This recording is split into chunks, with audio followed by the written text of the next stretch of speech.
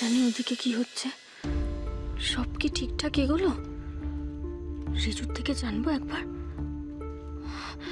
না থাক, সময় মতো নিশ্চয়ই সব জানতে পারবো। বড্ড ডুবে ডুবে জল খাচ্ছ আজকাল তুমি, না? কিন্তু আমিও তো ছাড়বো না। কোথায় কি ঘটছে এটা তো আমাকে জানতেই হবে, আর তোমার মাথায়ও কি চলছে সেটা আমাকে জানতে হবে। আর এখনই সবচেয়ে ভালো সুযোগ।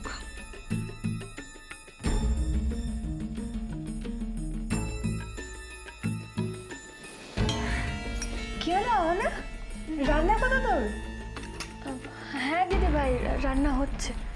ওমা, কিছু হয়েছে? হ্যাঁ, এরকম চিন্তিত দেখাচ্ছে তোমাকে।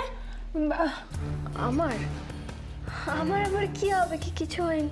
সেটা তুমি মুখে বলছো, কিন্তু ওই ভিতরে ভিতরে কিছু একটা হচ্ছে, তোমাকে দেখে সেটা বোঝা যাচ্ছে। তুমি দাও দাও, এগুলো আমাকে দাও তো, দাও। না না, আমি কাটতে। দিদি ভাই রাখো, আমি পারবো। একদমই না, অন্য মনুষ্যভাবে এসব কাজ তোমায় করতে হবে না। হাত হাত কেটে কেটে কাণ্ড ঘটাবে।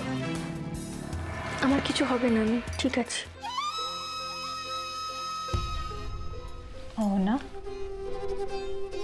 তুমি তোমার প্রবলেমগুলো আমার সাথে শেয়ার করতে চাইছো না, ঠিক আছে।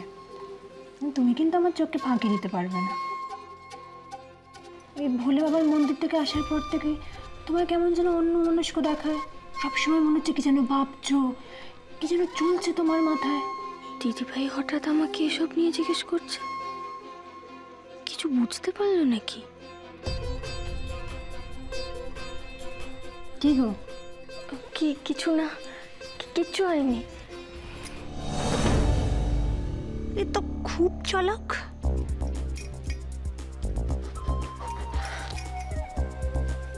না,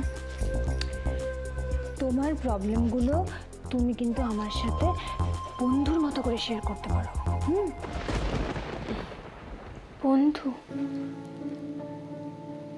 বন্ধু ভেবে বন্ধুত্ব করে নিজের সবটা উজাড় করে অনেক ঠকলাম গো দিদি ভাই, আর নয়।